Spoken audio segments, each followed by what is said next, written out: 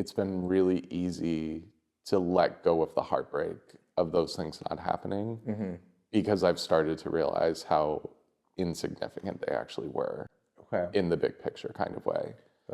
But at the moment, it felt devastating.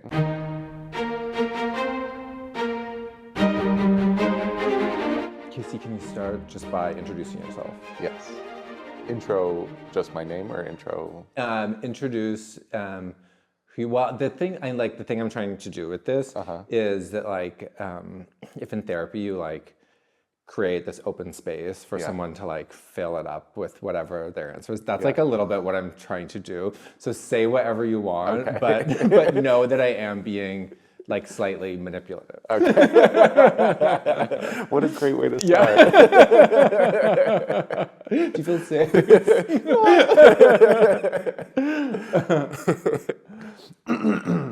All right. Hi, my name's Casey Elsass. I'm a cookbook author, recipe developer, food writer. Great. How did that feel? Great. So Casey, I am doing this project, this podcast, and you actually had very few questions about it. Some people are anxious, and you just seem no, it's fine. I'm a generally say yes kind of person. I tell you that the subject matter is heartbreak. Yes. And I wonder about what immediately comes to mind. There was something that right away. I think that's why I didn't have many questions, because I knew I had just had a conversation with someone else. And so I think there was a thing that was very ready to go, but also so related to my life the past few months, because I wrote a cookbook. Yeah. And before this book, I had always co-authored and ghostwritten other people's books. Yeah. Which is great because I'm invested in that project, but it's not my project. Yeah. So there's a nice emotional distance with those, because I'm not on the line with it. Yeah. And what was really wild to me when my name was on the cover was how much heartbreak is involved in a creative act. And I had never put myself out like that before, just so in front of something. Yeah. And I think a lot of people talk about the ups and downs of creativity, or the joys of creativity, or the creation, but nobody talks about the vulnerability and how much you have to open yourself up to a lot of possibilities. This podcast is my first time ever making anything and giving it to the public and saying, what do you think? It feels crazy. Right. It's so scary. Yeah.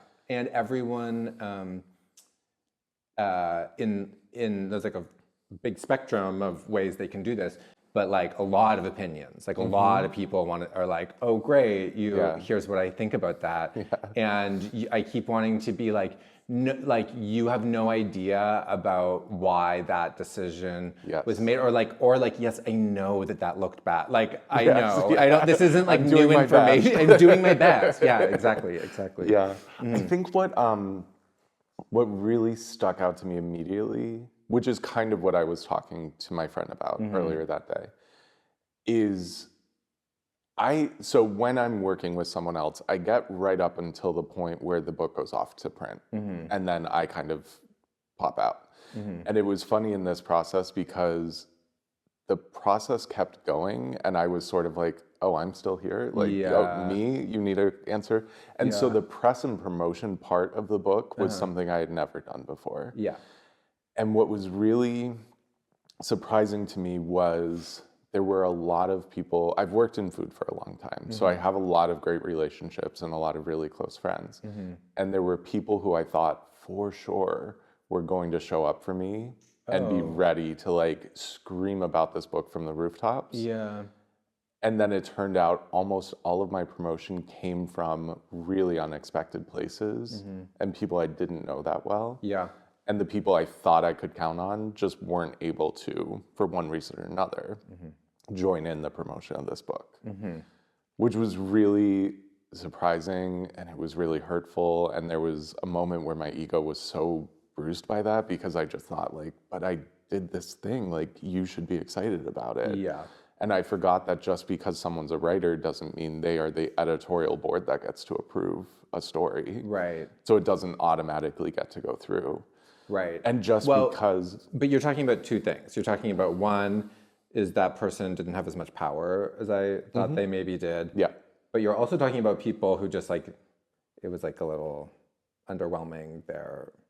Yeah, it's also like, I forgot that like 35 cookbooks are all coming out at the same time, and you can't talk about all of those cookbooks. Yeah. And in the hierarchy of like whose book is the biggest and most important, mine was not at the top of that list. So even though I thought like, oh, I've found a really creative angle on a cookbook, or I've put in so many years in the industry of cookbooks, and that's a really interesting story. Yeah. It just wasn't interesting compared to who else was coming out with a cookbook. Yeah. And that was a tough blow because Yeah. it's so personal to me. It's the most important thing I've done. Totally. But to other people, it's not. It's also like the maybe the like what I imagine is like the and I do use this word like lightly, like when you haven't done the thing yet, really the like narcissism of like when I do it, it's gonna be so big, and then you have to like actually like meet the reality of it. Yeah, it's a huge expectation reality situation. I think for me it came in stages, and luckily that early stage was the bad one, where I kind of got to the party and realized like, oh, no one's here actually. Like no one's RSVPing to my party. Yeah. But it gave me a really good moment of reflection. And this is what I was talking about with my friend, because he's kind of going through this right now in planning his promotion for his book.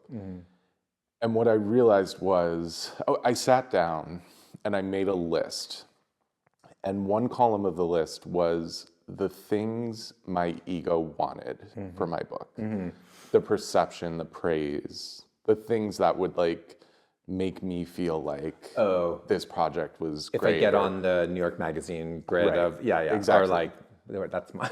But that's a great example. Mine. Like that sort of like kind of small thing that just in a perception kind of way, you look really cool because your book is there. Yeah. And then the other column of the list was the things I actually need to sell copies of my book. Yeah. And the minute I did that, I saw so clearly that like, actually this side of the list is not that important. It's important to me, but it's not important in the big lifespan of my book. Yeah. And what's much more important is a successful book, selling enough copies that I get to royalties so I can actually make money from my work. Yeah. And then once Wait, I don't know how that works. Oh, so you get an advance for your book. Yeah. And you have to earn back your advance. In sales. And then after that point, you start getting royalties. Okay. I always thought an advance was they just pay you up front. Like it's like, but like I thought it was like a paycheck up front, not a you're going into debt with us. I didn't realize that. Yes, it works differently. Like for fiction, it's your money to keep, but you still have to like, the publisher has to earn that back before you get royalties on top of your advance. Okay.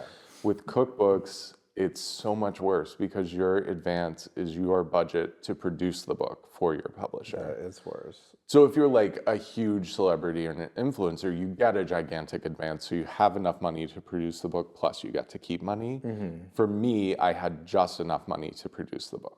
My goal was not to spend my own money, which I did not. Okay. And I think I had like 10,000 left at the end. It's more like finding an investor. Yeah, that's actually a good example. Yeah, and then the investor has to earn out before you start earning. Yeah. And so I got very crystal clear because of that side of the list of like, these are the things I actually need to do. And that worked. My book went into second printing, and 4 months after it came out, I got to royalties very quickly. Like those were my goals for like the full year lifespan of my book, but it happened very fast. Yeah. Because I was super focused in on the things I actually need to do. And what was interesting was more recently, some of the things from the other side of the list have finally come back around. My book has finally made enough impact that these people are ready to pay attention to it. Yeah. And like one thing, I guess I'll name names. I've done a lot of writing for Bon Appetit. Yeah. And so I thought for sure, like the book is so Bon Appetit in its like point of view. And I've done a lot of writing for them, so they know me already. So I thought for sure. And there's a kind of editorial thing built in. Like you've like delivered this thing of like, this is what the article is. There's a concept already. Like we can just talk about that. Yeah, can you explain what it, for anyone who doesn't? Excuse me. I'm not that famous yet. My book is called What Can I Bring? So it's all recipes to bring to parties, potlucks, gatherings. Yeah. And yeah, to me, that's a very Bon Appetit point of view of like, it's not about hosting, it's the other side of the equation, the guest side, which I think is really interesting. Yeah. No one really talks about that. And I lay out a lot of very concrete rules and tips and tricks, and every recipe has a lot of information in it. Yeah. So I just thought like, for sure, they're gonna run a couple recipes, they'll write an article about it. No way.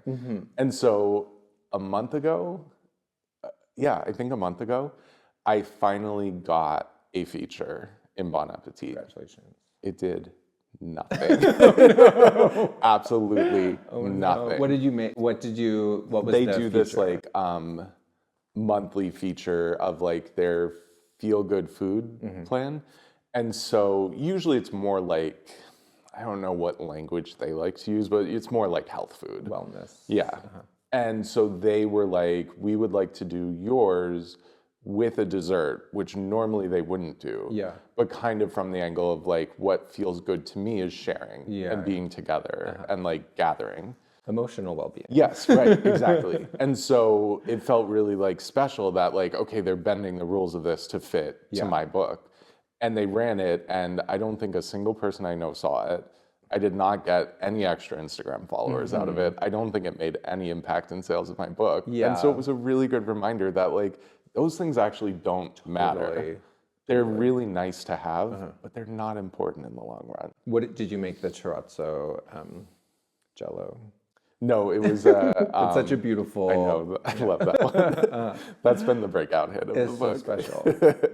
No, it was an apple cake in the book, which was very tender because that's like something. It's not a direct copy, but it's based on something I grew up eating, and that my family shared with a lot of people. So it felt really nice to like talk about that in a bigger way. But yeah, it's been interesting to see those things come to pass. That's one example, but there have been a few others. And so over time, it's been really easy to let go of the heartbreak of those things not happening because I've started to realize how insignificant they actually were in the big picture kind of way. But at the moment, it felt devastating to not get those things. What, can you describe the devastation? Like what? It just felt it felt hurtful. It's also so weird to talk about now because so many incredible things have happened. Like I'm going on Good Morning America for the 3rd time next week. Like that's insane. It's crazy. Like that is where my effort went towards and that paid off. Yeah. So it feels so stupid to even talk about this list of things, but in the moment it just felt it felt like the bottom fell out under me. I thought I had a plan of how this was going to go and what this was going to look like. And these relationships I had spent years building, not even for this purpose, but then suddenly there was like, oh wow, I've never called in a favor, and now it's time. And then I did, and just did not go anywhere. Is that a new feeling in your life? Well, yes and no. I had, my friend is a really good tarot reader, which I don't always super believe in. I've never had it done. It's interesting. Pacifico loves it, but that's his brand for sure. Yeah. And like when Chris reads his cards, he comes away like, I've seen my future, you know? And then when Chris reads my cards, it's a little bit more like murky and mysterious and like maybe this thing will happen. But one thing he said to me during one reading that really has stuck with me, because I think he articulated something that I had noticed and I had felt, but I hadn't like verbalized to myself in a way. And I don't even remember the context of like where this fell in the reading, but he said, are you someone where you're in a moment of crisis, but no one actually believes it because they think of you as so capable and so with it and so together?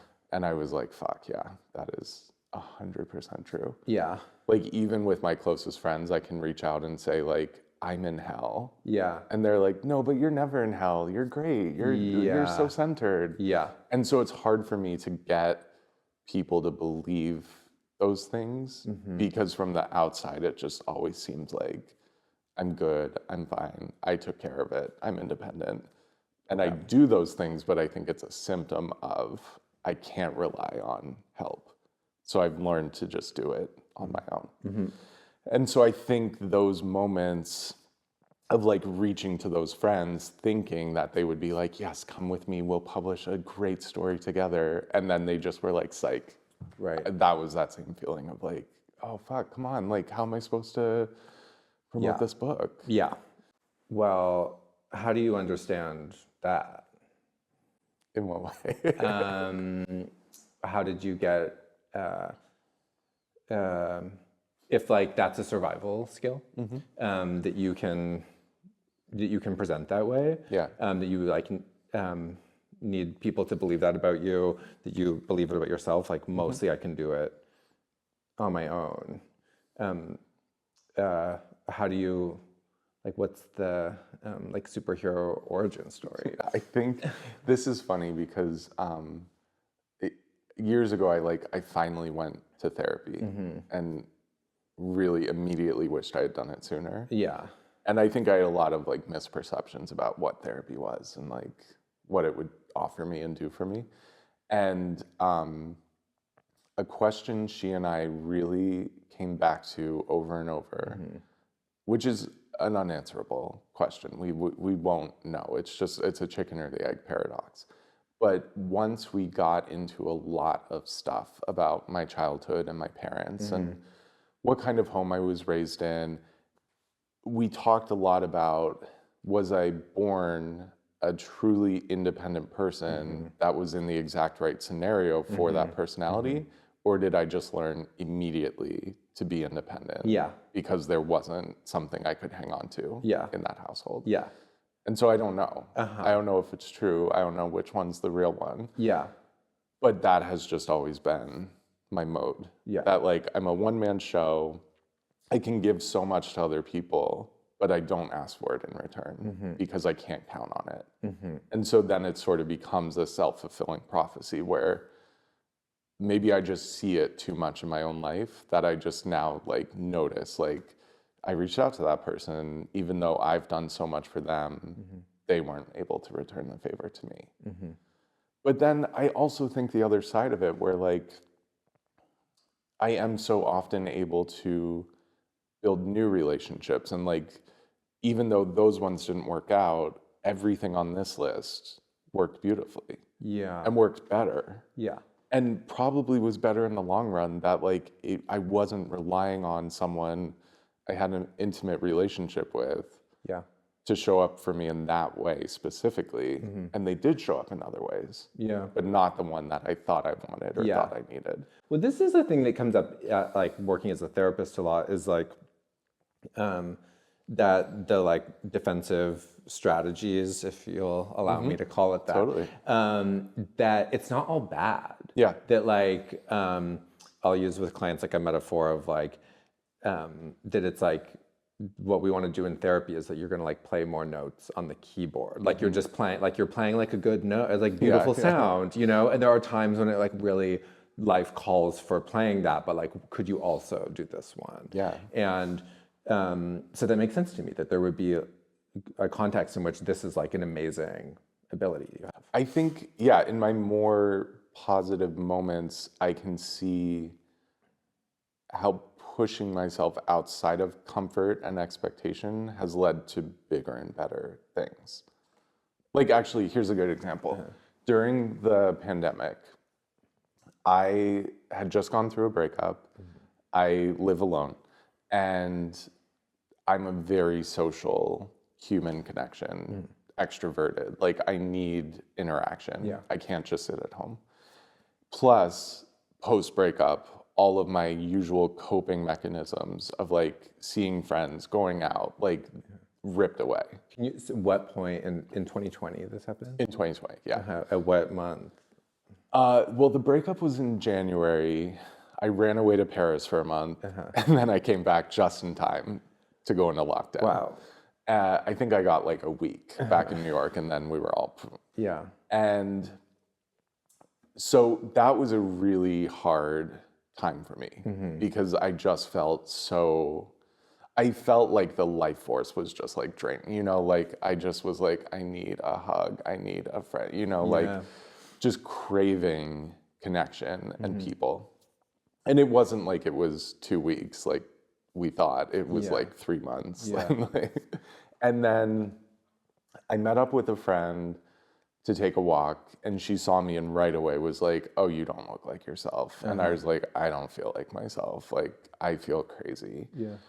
So we devised this plan that we would kind of like bubble a little bit while I was like working on this cookbook, and I would come over and cook at their place, and they could have the food, I could have the company, like I would just drive over and go spend the day working at their place for the period of time I was going to work on this book. And so we had that plan in place.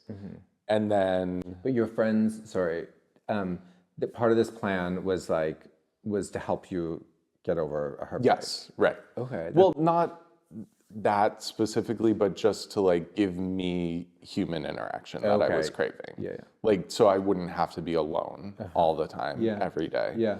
I could have friends, I could have physical contact. Yeah. And so then a couple days before the first day I was gonna go over, I texted and was like, is it cool if I come at this time and I'll bring this stuff and this is kind of my plan? And I didn't hear anything.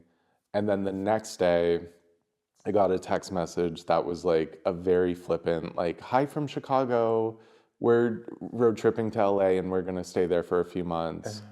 But we could figure out a key if you wanna go over and use the kitchen. And I was like, oh my God, that was not the point at all. Like, I have a kitchen. I didn't need a kitchen. Yeah. And I was just like, fuck, like, how could this person who so clearly saw that I was not well then just make this decision to like go? Yeah. And so I did have a moment of like mad, pissed, like hurt, everything. But then went into my normal mode of like, okay, new solution. Like, what's plan B here? And so I reached out to an old friend who I actually hadn't seen in a long time, but a couple weeks before by chance had actually seen her. And she has this beach house in New Jersey. And so I called her and I was like, I have a crazy idea. So tell me if this makes sense to you. And I proposed that I would drive down on Monday mornings, leave on Friday nights, so she could have space, she could have the weekend, we wouldn't have to be together all the time. But I was like, I will cook for you, I'll feed you, I'm working on this book, I need about a month. And then I can also have company and have time together. And she also had been struggling in the same way I had. She had been alone, she's also very extroverted, very social. And she was like, that sounds phenomenal. And so I did this weekly routine where I would drive down on Mondays, I would stay till Friday. We would cook, we would eat, or I would cook, we would eat. She lived right by the ocean, so I could run and swim in the water. I would like maybe do a couple recipes, run down to the beach and swim, come back and work some more. We'd get on the bikes at night and bike around. She had other friends in the town. And so we would like bring all the food I had made that day and like go on their porch and like lay out a picnic and all eat together. That was a much better version of what I was looking for. And so there was a period of time where I was so furious at those friends for ditching me. But actually what the result was it pushed me to figure out a better solution. Yeah. And then me and this friend, a year later, we did a cross-country road trip together. We've gone camping in New Hampshire together. We've gone to Paris together. Like, she's become one of my closest friends. Yeah. And mostly because of that emotional connection of we saved each other. We were both really on the brink of something pretty bad and needed each other in a huge way. Yeah. And in a way, the universe kind of pushed us into a better solution. Do you think of yourself as like a resilient person? Yeah, for sure. Because like both of those, the story of the cookbook and the story of this COVID story, there's a moment of like total disappointment. Yeah. And then like, okay, but now what? Yes. And how do you, what do you know, like in therapy, what did you learn about that part of yourself? Or like, do you, like, I think of these things as like, I'm always interested in the connection to early childhood, which you like sort of alluded to. Yeah, every therapist. Not all of them. Some of them are like very in the here and now, and we talk about like how you are in the chair or whatever. Yeah. But I That's like, where it starts. like, what did your mom do? But how do you? Yeah, what do you know about what it took to become someone who can like dust himself off? I don't know, because it wasn't like a conscious thing. Yeah. It's just how I've always been. Yeah. Like, I have had a lot of disappointment in my life, but I don't want that to be the story of my life. And so I don't let it be the story of my life. Things go bad and I do sit in that feeling, but my overriding programming is to find a solution. Yeah. And like, if someone disappoints me in some way, I'm gonna find a better version of this story. Yeah. I'm not gonna let that be the last word on how this was. So there's like a stubbornness to it too. Oh, for sure. I like that. that. Yeah. I mean, there's, what's that saying? Like, living well is the best revenge. Yeah, yeah. Totally. That's like, that maybe is my gravestone. You know? Like, in every situation, I just feel like I owe it to myself to find a better version of whatever this was going to be. Yeah. And thinking about how I like I know you pretty casually, and I also have that impression of like that Casey's like making stuff happen and like a hustler, but not in the like exhausted and like frazzled hustler kind of way, but there's just like a hustle and it's working, and it's fine. Yeah. That's so funny. Yeah, I mean, you wonder about like what. I mean, but like, what kind of parent, what like was happening in the relationship where you like, you were like, this person needs to know that I'm fine. I'm gonna like, I think of it as like an infant knowing on some level, this person, this is all gonna go better if the person in charge of me knows that I can handle this. That there's like. Yeah, I don't think it was so much for their benefit. I think it was because I didn't really have a choice. Yeah. But to take care of myself. Well, that's what I mean. Yeah. I don't mean that you were doing it like altruistically. I mean that like these are like literally like we're like hardwired to make whoever our parents are work. And right. Yes. So that's a better way to say it. For sure. Yeah, I mean that like that's like, okay, this is the deal, and so that's what we do. And it might be relieving of that the chicken and egg question in social work school. They say it's not nature versus nurture, it's nature through nurture. So yeah, that's interesting. Like that you would show up in the world with a certain kind of character, and then how does that, like how that hits the context, whatever. Yeah. And then what comes out of that. Yeah, that makes a lot of sense. How does this stuff show up in your romantic life? In interesting ways. I think, well, one thing that is really interesting to me, because my boyfriend Pacifico is an artist. Yeah. And so it's interesting to be in a relationship where we're both in creative fields. Yeah. And we're both producing work. And both producing work about desire. In a way, yeah, totally. But it's also nice that we're in two different fields, that we don't fully understand each other's fields. Yeah. We're not in a competitive kind of like we're both artists or we're both cookbook writers. Yeah. And there's like some overlap in what the job requirements are in bigger ways, but not in a detailed, specific way. But what's really interesting in our relationship is the difference in how we handle those kinds of things. Because Pacifico is very emotion forward, very in the rut and can't find a way out of it. And so a lot of my job with him is being the version of myself that I am to me, but pulling him out of that and saying, no, that's not true, or I think you're just reading it that way, but actually what that Instagram comment said. There was a day where he got in a pit all day about an Instagram comment because he thought someone was criticizing his work. And it actually was like an older gay man trying to like reach across the generations and say like, when I see this work, it makes me think of this work. Yeah. And he as an artist read that as like, derivative. yes, like you're a hack, your work is invalid. Yeah. And I was like, look at what this man is saying to you. Like, this is beautiful.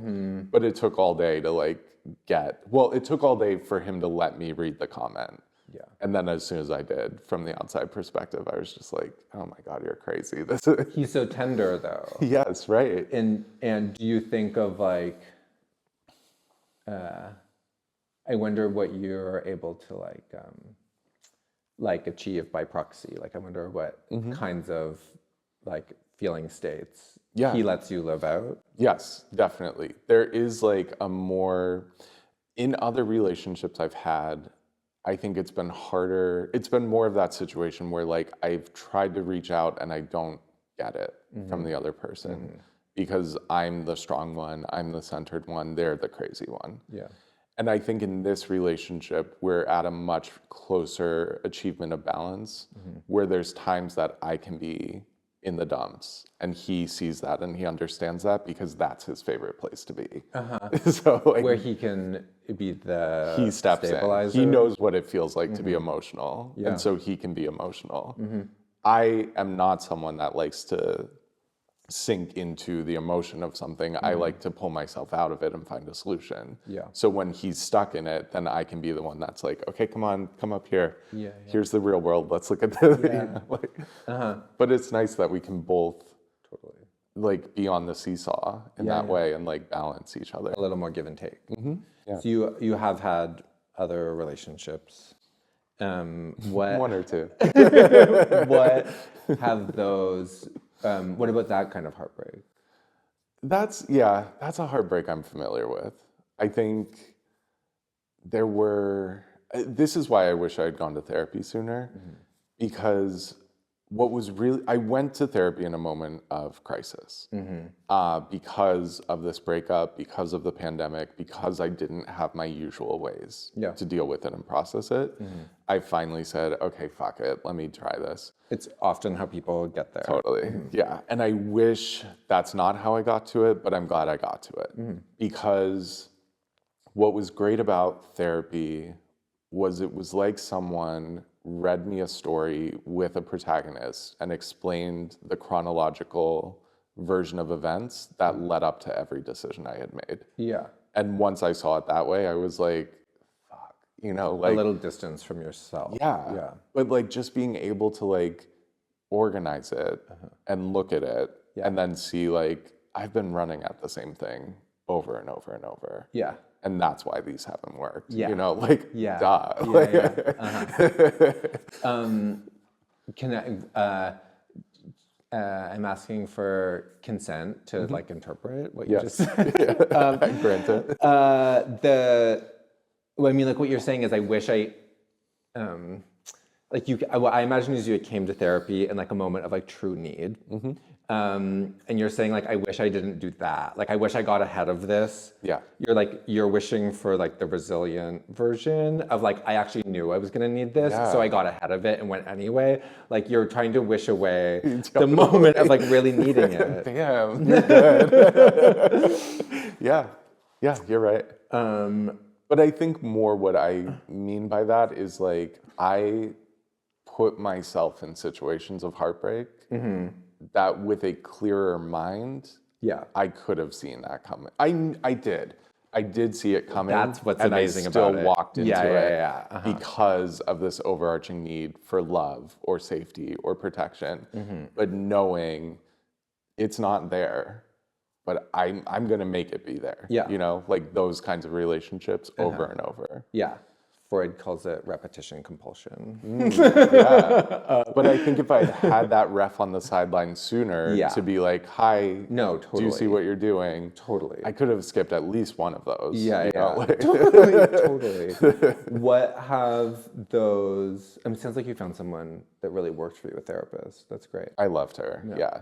And I loved her too because I think she was really hard on me, which I liked a lot. I don't, again, maybe you will connect this as a therapist maybe, but I don't like when people are validating of things. I like when people push against, you know? I mean, that sort of fits the whole, like, just give me the information. I'll get myself there. Don't worry about how I feel. It drives me crazy when I'm telling someone and they're like, you're so right to feel that way. I'm already like, no, okay, I'm checked out. Like, I'm not part of this conversation anymore. It drives me crazy. I hate it. Okay, I won't do that for the remainder of this. What has heartbreak felt like to you? It's a very physical thing for me. And it's a really stuck thing for me. That was something too. My therapist was when we would talk about things, it was interesting because I never met her in person. We did it all over Zoom during the pandemic. Virtually with my therapist. Yeah. I mean, it's funny to think that people used to like get on the subway and go and then like come back and go back to work. And, like, it makes so much more sense to like just get on a video call. Yeah. But she would either, as I was talking, she would either identify physical holding that she could see. Yeah. Or if she couldn't see it and we were talking about something difficult, she would stop me and say, where do you feel that? Yeah. And nobody had ever talked to me that way. And I like that a lot because I think that falls into the productive category that I really like to be in. Yeah. Because then I can identify it. It's physical. We're not talking in theory. Like, I can see it, I can feel it. And so for me, heartbreak obviously is heart center, but it gets really tight, it gets really hard. It feels like this thing that's never going to move. Yeah. And I think because I've been through a lot of breakups and I've been through a lot of relationships, I know that it will. And that there's a part of it that you just have to sit through and just let it hurt for a while. Yeah. It's much easier once you horrible. I hate it because it's the opposite of productive. Yeah. But it is part of the process. You have to slow down. Yeah. Something she brought up to me is that I rush towards solution and don't sit in the emotion, which like, yes, of course, I could have told you that. But it was an interesting exercise to talk about that over and over and over and have someone call me on it over and over and over. So now I can be my own referee with it. Yeah. And when I'm feeling something, I know like, okay, I have to let this happen. I have to sit in this. Yeah. I don't like it. It's going to be uncomfortable, but it's an important part of the process. And I think too, a lot of those past decisions where I ran towards something was because I hadn't sat in it long enough. And I was just ready to go to the next thing because that's a solution. And if I had just sat in it for longer and let that pass and say, that's not right, that's not going to be the answer, I think things would have worked out differently. What, before you knew, that must have been helpful in the cookbook disappointment to be like, 100%. That's where I felt it the most. Yeah. Because it hurt, but it wasn't devastating. It wasn't crippling. It didn't stop me. But it gave me time to sit with it and time to let a better plan formulate instead of just rushing into an impulsive thing or sending an email I would have regretted later or acting out of hurt. Yeah. I could let that pass and then say, okay, fresh sheet. Yeah. What's the plan? What are you like in heartbreak? Like, what behaviors are there that were you like your wounds, or like what do you do to manage it? I mean, this won't be shocking, but it's a very internal process for me. It's not something I express super outwardly. I think I like couldn't relate less. Like when I have it, all I can do is talk about it. Yeah. I like in a kind of obsessional way. Yeah, there is a talking part of it that helps me process. And so that's with close friends that I need those times. Yeah. Like my friend Nico is one of my favorite people to talk to in moments of crisis. And he is someone that shows up for me all the time consistently. I think we both have a love of gossip and drama. So we love having those conversations with each other because we get to enjoy someone else's like tasty little, what happened next? And so he's my person that I can go to and like talk through a lot of that stuff and like intellectualize a lot of things and like play out the events for myself through him. Yeah. But I think a lot of it is like, I don't, like sometimes I need to talk about it, but most of the time I don't want to talk about it. And I just want company and I just want friendship and I just want to go out and I want to have a good time. And to me, that's healing. Like quality time with people I love is enough. Like flexing the other parts of your life. Yeah. You're like, well, there's all of this other, like, there's like a bounty of of joy. And like understanding that like, oh, I'm not in a relationship, so there's a different freedom right now. Like I should enjoy that. I should embrace that. Like I'm not going to be single forever, so I should enjoy this time that I'm single. Totally. How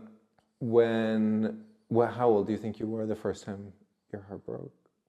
I had some boyfriends in high school. Actual boyfriends? This is amazing. Yeah. People, someone came out really early. Oh, how old were you? I think I was 14 when I had my first boyfriend. Oh my God. But I grew, two things. My dad's gay. Oh. So that made it super easy family-wise. Yeah. Because the message from every direction was, we'll love whoever you bring home. And also he went first, so anybody in the bigger family that was going to have a reaction got it out of their system. Right. So it was not a big deal for me. Right. And nobody... Like homophobes were identified. Maybe, who knows? His whole side of the family stopped talking to him, so I didn't have to deal with those people. But it was really nice because nobody course corrected me or said like, oh, boys don't do that. Or, I just was very free to like do whatever felt right to me. And I also grew up in a place in New Hampshire, but in a city in New Hampshire, where it just wasn't that big of a deal to most people. Yeah. Like there was like, of course, like, it was the early 2000s. So like, homophobia was just kind of a casual thing, but it wasn't like a violent thing. It just was sort of a like dumb thing, you know? And more people were on our team than not. So it was very safe. So definitely by high school, there was like a big group of us that were out and we all had our own dating and drama and breakup. And I wonder how much of this like feeds into the perception that you're like fine. Like I wonder, like those sound like good conditions to grow up in. Yeah. And like I think there is like I don't know, that like was not how I grew up. Yeah, and so nobody grew up that way. And I think a lot of my like the ways in, there's I'm like pretty regularly across my lifetime like humbled by how much I'm like still challenged by the trauma of the closet, not to like overstate it, but like, I do think that. And like, if you're around like peer queers who didn't have that, like, I just wonder how much people are maybe looking at someone who's like, was kind of cared for. Yes. Yeah. It's interesting because I was unique in that group. Yeah. Because a lot of them were out at school, but not at home. Oh, I mean now. I mean, like, I wonder if the people who are around you now can like sense a kind of like, in like terms of like child psychology, like the idea is that you like get enough care in the right kinds of ways, and then you're an adult who like can look after themselves. And Yeah. so Yeah. maybe there's some ways in which that gets complicated for you, but like, anyway, that was my fantasy in the moment. Yeah. Was, No, I am like the one gay man with no trauma around his sexuality, which is so insane. Yeah. And unique. And your dad I don't must be know so jealous. anybody else. That was a tough thing. The jealousy of like, it was interesting when my I God. turned 32, Yeah. which was the age he was when he finally was able to come out. Yeah. It gave me a lot of empathy for some of his behavior. Because way early on, like when they're just, it was surprising like where the shittiness was coming from because he was gay too. Yeah. And my mom's college roommate, who I always called Aunt Shelby, she was always my go-to adult because she had known my parents since college. Yeah. She could help explain a lot of behaviors and just give me that like adult comfort that I wasn't getting. Yeah. And we talked about it one time when I was kind of struggling with some stuff with my dad. And she was like, this won't make sense to you until you're older, but your dad is very jealous. And it didn't make sense at the time. Yeah. But then once I got to that age and I thought like, if I had to wait this long to be able to be who I actually am, of course that would be difficult. Yeah. And then like see the next person behind me just get to do it immediately. Yeah. Yeah, I got it. Yeah, but that must have been intense for you. I hear parents talk about this, about how like the hardest thing to do is to like give your kid a thing that you didn't get and should, like the important stuff that you should have gotten, but that you didn't get. Yeah. I sometimes think about, I was at a party recently and someone was like, ask a group the question, like, would you be a better parent than your parents? And I was like, unquestionably, I would be a better parent, but that's because they were like pretty good. So I could do a little better, but they both did much better. But like I couldn't recreate, like the gap between my grandparents and my parents and me, I couldn't recreate that kind of a jump in terms of like giving someone a better setup. Yeah. But to give what you didn't get is really hard. Yeah, that's interesting. Yeah, but I think you're right. Because I've seen that play out with other friends in other ways, where there's like jealousy or competitiveness, or and it's like, you're my mom. You know? Totally. Like a lot of girls on TikTok always say your first bully is your mom. Totally. And I have seen that dynamic between mothers and daughters play out in a lot of ways. Yeah. I wonder about like thinking, I was like, you've been on my mind knowing we're going to come do this. And I was like, the word that I said this before, but like the word that kept coming up was like desire. And because that's what you work in, like food is about like satisfying desires. And you also are like, yes, food writer, but like you've like had businesses and like you like, you've like made things happen for yourself in this way. Yeah. And I just wonder what you know about like your own relationship to that whole world of just like wanting things and like how that shows up in romantic life. Yeah. And sort of like throwing a lot of ideas at you, but no, it makes sense though. I think a refrain I come back to a lot is that like, there's part of me that has always wished that I could be like, this is so generalized, but like a mom who lives on Long Island, who clocks into her like accounts payable job. Yeah. But really her mind is on like getting to Target and the cookout this weekend. And like her family is all that matters to her. Yeah.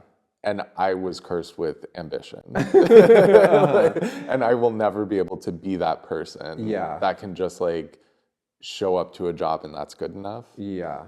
I always had this drive that like, I need to do something interesting with my life, or what's the point? And so, and even like moving to New York, like if I'm coming here, I have to make a mark in some way. Like I can't just live here. Yeah. Like of all places in the world, do something. Yeah. You know, like, and so it's like a horrible city to be in for ambitious people because it totally drives you to like do the next thing and do the next thing. Yeah. But I mean, yeah, my very first job when I got here was ushering at the Met Opera. And I did that for a few years. And then I worked in the administration I was there for 11 years altogether. And that was, I didn't know that. yeah, that's like, that was before, like way before I met you. But yeah, that like was so great and exciting and really fun, but I knew that wasn't the last stop. Yeah. And what was really interesting, again, like a theme of my life, I have never gotten a job that I've applied to. Like while I was there, I knew like at some point I'm gonna have to go. Yeah. And so I was applying like crazy to all sorts of jobs. There was a job at NPR Music that I really wanted and I thought it was so perfect and I didn't get it. I applied to a job at MoMA and I didn't get it. And it just, nothing worked out. Yeah. And then like kind of by accident, I started this business with a friend and then that like actually worked out. Yeah. So I was like, okay, I think that's what I should do next. Like it's scary and it's exciting, but there aren't any other options. It's what's opening up. You could like say yes to the thing that was possible. Right, like things seem to be going this direction, so let me go try that. Yeah.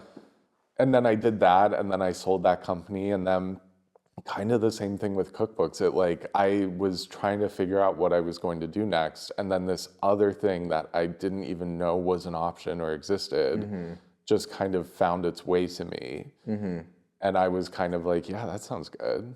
And then like once I started doing it, I was like, this is the most joyful I've ever felt in a job. Yeah. And that scared me at first because I was like, I think future me, I had this idea of me turning 40 and being like, oh, I should have set myself up on a better path towards something bigger. What was the better path? I didn't have the answer for it. But it just like, the work was like too, it didn't feel like work. It wasn't hard. It didn't drain me. Like I was like, this isn't what work feels like. Yeah. This is too, it felt like I was on vacation every day. Yeah. Like I would wake up and get excited to like start and like would work late because I was so like in it and just wanted to finish, which was not emotions I had experienced around work before. And so I think I like tried to shut myself off from it because I was like, I have ambitions. I don't know what they are, but this isn't it. Like this feels ordinary to me. And then after like a couple years of doing that, just like giving myself the like vacation time to like do a fun job, I just kind of realized like, no, I think I would be depriving myself of something really special if I rip this away from myself. Like if I feel so happy and I like, and also like at that point, like other work was starting to come in and find its way to me. And it seemed like this could actually build to something. Yeah. And it's funny because I'll be 40 this summer and I'm so happy I didn't divert myself from this path. That's so cool. Because my life would look so different. What do you think the lesson is in there about desires? I don't know. I mean, it's interesting because I think it was like sort of a war between like my brain and my heart of like a perception and a reality or an ego and what I actually need kind of thing. Yeah. Where like it didn't feel big enough and it didn't feel grand enough and I felt like I gotta do a big thing again. But actually just by starting with a small thing, it did lead me to a big thing again. But not in a way I would have seen at that time. Like writing my own book was not on the radar when I started doing this. Yeah. It's funny, you were like, it seems so ordinary to me, but you were like literally writing like Caroline Manzo's cookbook. Like that's just like not part of my ordinary life. Well, that came later. When I was having this push-pull, I was freelancing at BuzzFeed writing their cookbooks, which was great training ground for writing cookbooks, but was not like a sterling example of the art of writing cookbooks. Right. But it is interesting. A friend interviewed me the other day and really like hit me in an emotional place with one of his questions. Because by the time I wrote my book, I had written, that was the 20th cookbook I had written when I wrote mine. And I've written, I think 4 more since I finished mine. And now I have like probably like another 4 that I'm starting on. And when I work with other people, like a lot of times I start with them before the book proposal, and we build the proposal together, and we write the book together, and we shoot the book together, and design the book together. But also sometimes I just come in after the book's been sold to like help a celebrity write their book. Sometimes I come in a month before the manuscript's due because they haven't written anything and they're crippled, and they just need someone to like come in and be like, snap out of it. Here's what we're doing. And so in this interview, my friend said, it's really amazing how you have shaped the trajectory of cookbooks. And I was like, fuck. Like, part of me that hates praise was like, yuck. But then also part of me was like, I guess that is kind of factual. Like, I have done enough of a body of work that I've contributed to cookbooks in a bigger way. There's so many books. Yeah. With a lot of different imprints and a lot of different authors. And even though each one is different, like my friend Justine she says like, I can always tell when you wrote the book. Like she can just see it in the book and like hear it in the book. Yeah. Even though I'm imitating them, she just can tell like, oh, I think Casey worked on this book. And it was really interesting because I didn't set out to do that. But it's funny how with time and really small things, you look backwards and realize like, oh, I built a body of work. Totally. But I didn't think about it as it was happening. Yeah. And even like when I quantified it, like, oh, I've done 20 books, I didn't think about it in those terms. How do you think, what feeling is necessary to make a successful cookbook? Like, what are you trying to get people to feel? A lot of vulnerability. Say more about that. Yeah, it's a really interesting process because even though everybody is so different, it feels like the beats of the process are so similar because everybody gets scared, everybody doubts it, everybody has a huge crash out at some point. It happens at different points for different people. But they all get this huge fear of perception, of maybe finality, of like, this is what I think and this is what my food looks like. Yeah. It is kind of when you hit print, that's it. Like, there it is. And I think the pressure of that gets really scary for a lot of people. It's also really interesting because most of the time, there's a few people I work with that we're like a few books deep at this point, and that's a different working dynamic. But most of the time, I'm intersecting with someone on their first cookbook and guiding them through that process of making a book. And it's really interesting because almost everyone I work with has always dreamed of having a cookbook. That's been on the to-do list for a long time. Yeah. And it's really interesting that as they get closer to actually realizing that dream, it gets scarier and scarier to see it coming so close to happening. That that the dream is coming true scares people. There's like a little bit of a resistance to like this thing that they've always wanted. What do you think about that? It's really wild to watch. Why is it happening?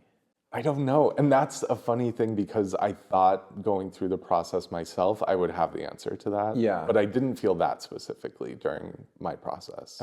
I think because it felt so good to just write as myself finally. Yeah. I didn't get that feeling. And you maybe had the exposure therapy. Yes, I had been through it so many times that it all felt like, okay, I know what's going to happen. Yeah. But yeah, it's interesting for other people that like there's this,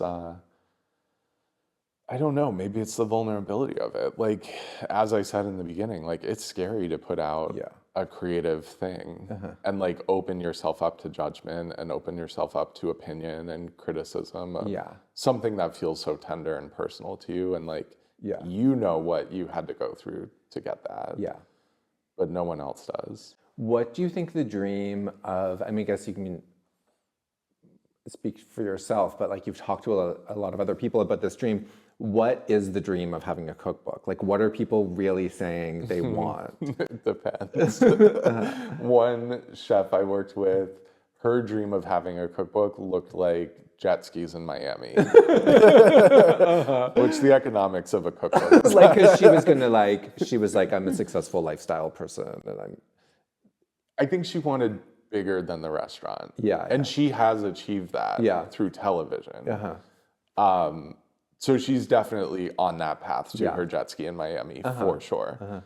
But that was the mood board. And then some people I've worked with, like a vision of like a television show is kind of the thing, even though that brand of food TV doesn't really exist anymore. Yeah.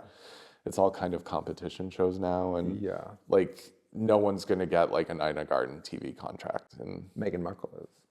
I like that show.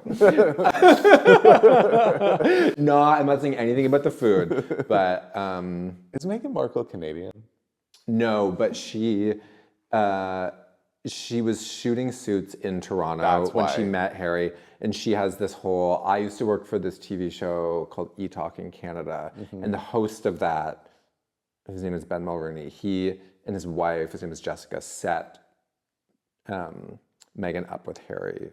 Whoa. And because Ben is the son of our former prime minister, so there was like some kind of thing there. And there's, if you read the Daily Mail, there's like a really sordid tabloid history of what happened to those friendships. But I know what I'm Googling. But so she feels Canadian for these reasons, because it's like somehow some of the love story is like part of the Commonwealth. Right. But no, I just think she has like there's this like she's so bad at like just being a person that when I was watching that show, I was like you can do it, like you can be like authenticity, there it is. And like I like was really rooting for her by the end as like somehow a very rich underdog. That's to me. Sweet, actually.